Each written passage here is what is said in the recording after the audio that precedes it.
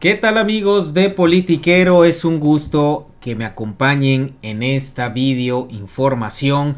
Y hoy amigos vamos a hablar del tema que está recorriendo todo el país. Hoy por hoy es la sobrerepresentación. ¿Por qué? Porque el discurso del cual se están agarrando la derecha, precisamente a través de los consejeros o exconsejeros electorales, además de inclusive personajes ligados al Tribunal Electoral, al TRIFE, que han salido a hablar de estos temas de sobrerepresentación, tratando de quitar la idea de que Morena haya ganado más bien esa representación en las cámaras. Y creo que está más que manoseado este tema por la derecha, ya todos lo sabemos. Pero lo que quiero mostrarles hoy y de lo que quiero hablarles es el punto al que quieren llegar ellos. Porque evidentemente en las urnas no ganaron. Por lo tanto, quieren ganar en la mesa. Pero no depende ya de ellos. Eso es lo mejor del caso. Entonces, ¿qué intentan crear? La narrativa de que la Constitución hoy por hoy se debe de interpretar. Ahora resulta que estos conservadores piden que se maneje un nuevo concepto y se los voy a decir. Se llama interpretación progresiva. Ahora resulta, repito, que los conservadores son o quieren ser progresistas. ¿Y por qué quieren esto? Porque ahora se están agarrando del discurso de AMLO para quizás voltear la cara a la moneda y convencer de esa manera a los magistrados y los consejeros electorales. No se les va a dar. ¿Por qué? Porque los mexicanos también defendimos en las urnas lo que queríamos para un futuro. Y eso es lo que deben de tomar en cuenta estos personajes del INE y del Tribunal Electoral. Pero aquí me llamó algo la atención y se las voy a decir rapidito. La naturaleza humana es abusar del poder, dice Luis Carlos Ugalde. Sí, solo que si uno tiene principios y valores, creo que uno no abusa de los, en este caso, de las minorías. Vamos a escuchar lo que dijo Luis Carlos Ugalde y cómo desesperadamente, porque ya así se le ve en sus facciones, en su manera de expresarse, cómo busca crear esta narrativa para ver cuánta gente puede caer en esta mentira. Ahora, es cierto que la Constitución y la ley dice que lo que debe ocurrir para distribuir los diputados pluris son los partidos políticos. Pero hay un tema de interpretación, la realidad va cambiando. Cuando esta legislación se hizo en los años 90, no había coaliciones para competir por diputaciones. Entre 1990 y el 2000 no hubo una sola coalición para competir por el Congreso.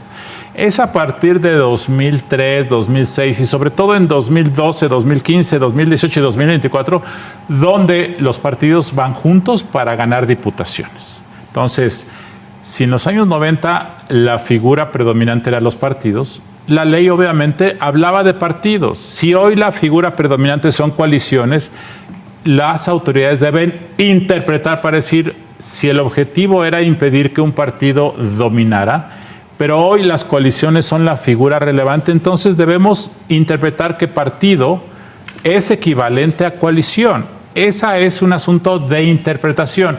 Las leyes, las constituciones se deben interpretar en sentido progresivo. ¿Qué es sentido progresivo? Decir que siempre hay que privilegiar los derechos del pueblo. López Obrador habla mucho del pueblo. El artículo 40 dice de la Constitución, dice que es un derecho del pueblo constituirse en una república representativa. Entonces, para que el pueblo pueda ver ese derecho plasmado en la realidad, se debe interpretar la Constitución, Guillermo. Dos, creo que esto va a conducir al abuso. Y no es un asunto de Morena. En Morena hay gente muy honorable. Ocurrió con el PRI, ocurre en las familias, ocurre en todos lados. Cuando tienes demasiado poder, abusas de él. Es una cuestión de naturaleza humana. Mismo, por una mecánica electoral, 54% de votos se convierte en 75% de diputados. Esto carece de legitimidad. Entonces, esa falta de legitimidad que López Obrador cuestionó del Pacto por México hace 12 años es una repetición. Entonces, es una cuestión de estatura histórica. Si realmente esta es la cuarta transformación, creo que Morena la puede hacer de una manera dialogante, persuasiva, negociadora. Creo que esas son las reformas que perduran. Así como las reformas del Pacto por México hechas artificialmente se han resquebrajado, estas reformas que haga López Obrador por la fuerza en septiembre, antes de irse porque quiere pasar a la historia, pueden acabar siendo pasajeras, frágiles, por no ser sometidas a una negociación. Morena tiene más votos, por supuesto, pero tiene que escuchar a los demás participantes para que esto sea más perdurable. La segunda es que las hegemonías, aunque sean fruto del voto democrático, conducen inevitablemente, cuando no tienen contrapesos, a la destrucción de la democracia. Y lo que está en juego es la capacidad de Morena de tener una hegemonía, pero con controles básicos que permitan que sea algo perdurable. Esa reflexión de largo plazo no se hace, porque cuando tienes el pastel, te lo quieres comer todo.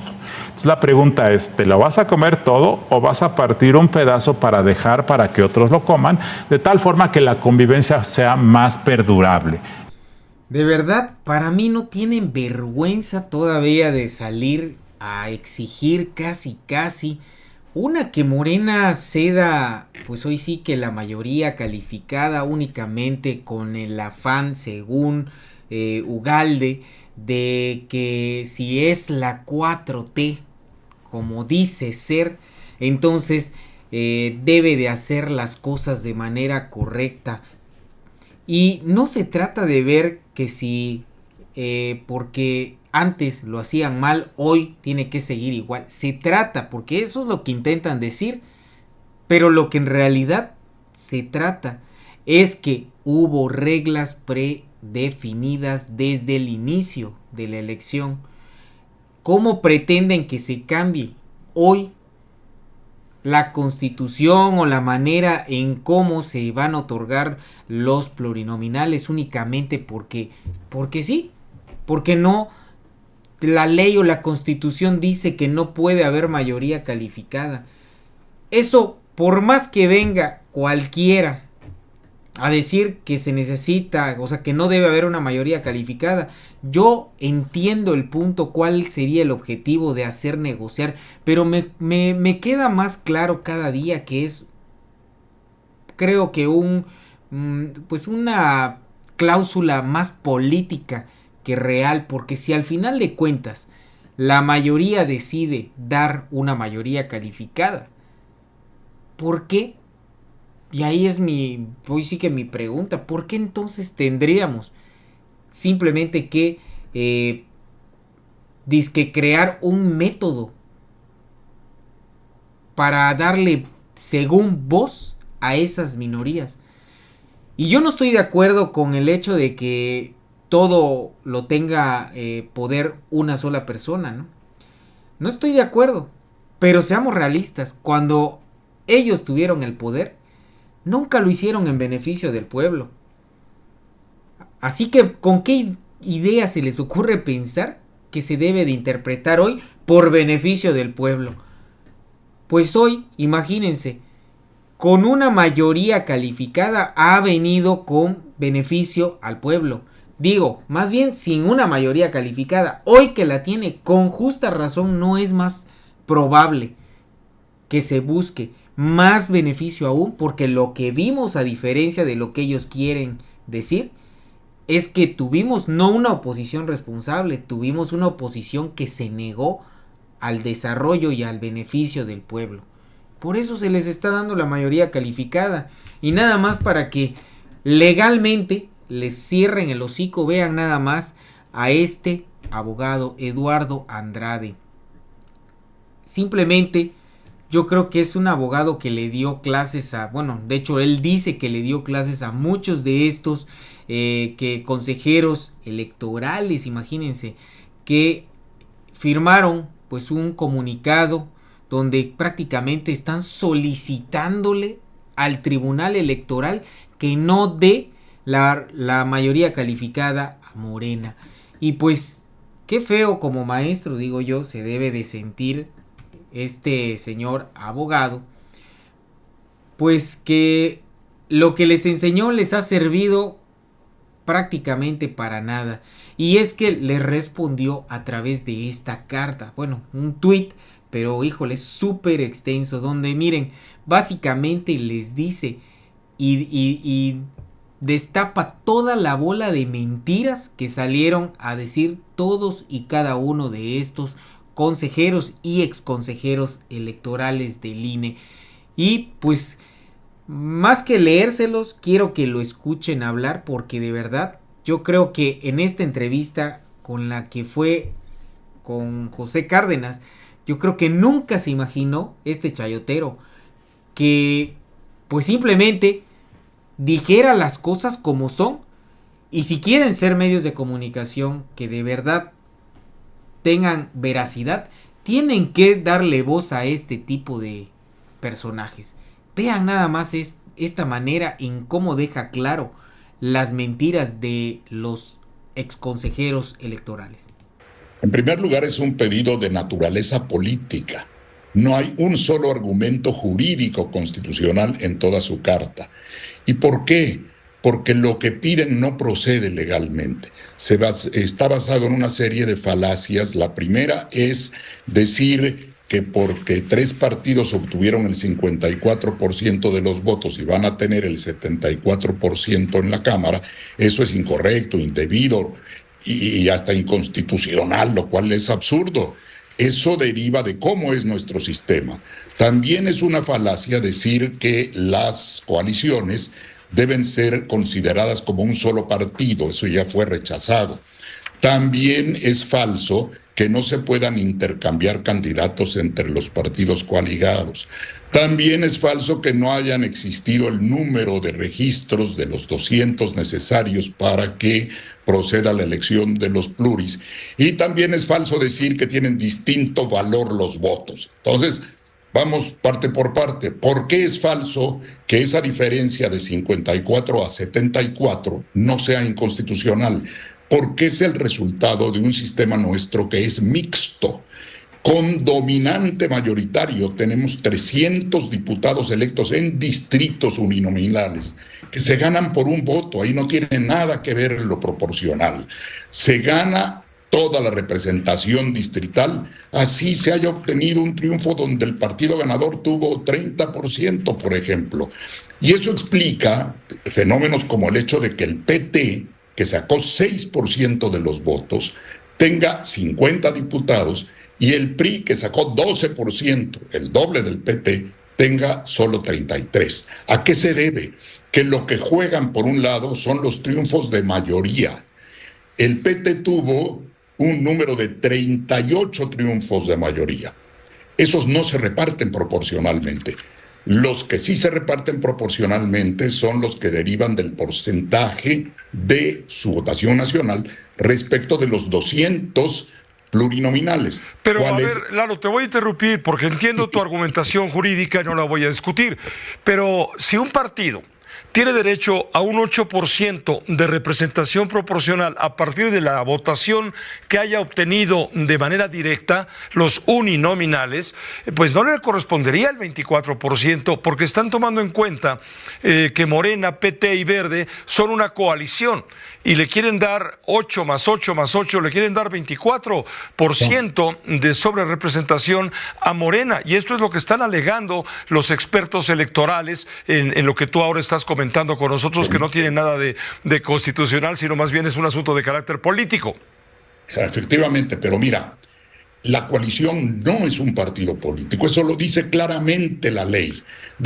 Antes de 2007 sí se consideraba las coaliciones como un partido político. En 2007 eso se cambió precisamente porque considerarlas como un solo partido traía el efecto de que al hacer su convenio de coalición se aseguraba la vida de los más pequeños transfundiéndole votos para que siguieran vivos. Por ese motivo se cambió y se dijo, las coaliciones van a funcionar con un candidato común, pero cada partido va a jugar por separado, va a recibir los votos por separado, va a hacer su propaganda por separado. Eduardo, no se está rompiendo el espíritu de la reforma política de 1996 precisamente, y que lo que buscaba, a pedido justamente de las izquierdas, que no hubiera la sobrerepresentación de un partido de manera hegemónica en el Congreso, que es lo que está a punto de ocurrir con Morena y sus aliados. El espíritu sí era poner un límite, decir, bueno, no más de 300, para, en un efecto que eso podía tener, que un solo partido, no varios de ellos. Y además esos varios, una vez que entran a la Cámara, no entran coaligados. La coalición, dice la ley, termina con el proceso electoral. Hasta ahí llegó la coalición. Sí. No entra como coalición. Cada partido entra con su propia personalidad y forma su grupo parlamentario. Ahora, pero para efectos de la democracia, Eduardo, ahora Morena y sus aliados, al tener esa presencia en las cámaras, sobre todo en la Cámara de Diputados, porque tengo entendido que en el Senado le faltarán 2 o 3 para tener la mayoría calificada, pues va a hacer lo que se le pegue la gana con las leyes, con la Constitución. Y estamos orientando pues este esfuerzo a un partido hegemónico como la ley trataba de evitar. No, mira, la democracia empieza por respetar las reglas de juego de una elección. El que es demócrata tiene que aceptar el resultado a partir de las reglas de juego puestas en práctica. Cuando varios partidos se ponen de acuerdo, no es que puedan hacer lo que les dé la gana, es que tienen el derecho de tomar la decisión si tienen una mayoría calificada. PRI, PAN y PRD, cuando el Pacto por México, sin haber ido en coalición, eso no tiene que ver, en la Cámara se pusieron de acuerdo. Eso quiere decir que hicieron lo que les dé la gana. Desde el lado de la oposición parecía que sí, pero tenían derecho a hacerlo. Las reformas estructurales lo decían. La gran pregunta que se está haciendo, Eduardo, es ¿dónde diablos queda la democracia, o en la democracia el respeto a las minorías, que es justamente lo que había o ha promovido la reforma política? El respeto a las minorías implica que tengan la representación que ganen. Las minorías no tienen derecho de veto, no pueden arrogarse la idea de que nosotros tenemos el derecho de vetar porque somos minoría. Eso es el minoriteo. Vaya, yo creo que esta ha sido la mejor explicación que he escuchado de un abogado que entiende con claridad la ley electoral y la Constitución. Por lo tanto, queda más evidenciado que ellos como minoría no pueden ejercer ningún poder sobre lo que decidió el pueblo. Tan sencillo como eso. Me parece que pues deja completamente humillado los argumentos también de Luis Carlos Ugalde, que simplemente, a diferencia del abogado, yo creo que ustedes lo notaron, se veía ya muy desesperado, intentando justificar lo que no pudieron ganar en las urnas. Y no lo pudieron ganar porque pues el presidente, con el trabajo que ha hecho, que no sabemos perfectamente todos los mexicanos, que no ha sido, híjole, el 100 de lo que quisiéramos, pero creo que a diferencia de otros gobiernos, sobre todo los conservadores, ha trabajado a tope lo que da, y prueba de ello es incluso que al día de hoy los opositores y chayoteros no entienden que el sexenio del presidente termina hasta el 30 de septiembre. Y están tan acostumbrados de que desde un año atrás el presidente en turno simplemente se echara Hoy sí que a rascarse aquellos y no hacer nada, porque ya estaban las campañas electorales. Es más, prácticamente teníamos un presidente por 5 años. Pero hoy no. Eso prueba que la 4T viene con otra manera de gobernar y que generalmente va en beneficio de la gente. Si no fuera así, entonces quisiera que ellos me explicaran, los chayoteros o los fachos, por qué el presidente tiene esta aprobación. Es tan sencillo como eso. Porque peor aún, conforme se acerca el final de su sexenio, vean cómo ha ido aumentando de 60% a 65% de un año a otro. Y ahorita en junio 68%. O sea, ha ido aumentando la aprobación del presidente. Y todavía dicen que el pueblo no respalda a este gobierno. Bueno, ya es necedad. Amigos de Politiquero, les agradezco su compañía en esta videoinformación. Suscríbanse con nuestros canales Politiquero Noticias y Politiquero TV. Aquí verán los botones de suscripción, al igual que verán más videos como este aquí arriba, donde podrán seguir informándose con nosotros. Mi nombre es Cristian, nos vemos en un próximo video y sigan teniendo un excelente día.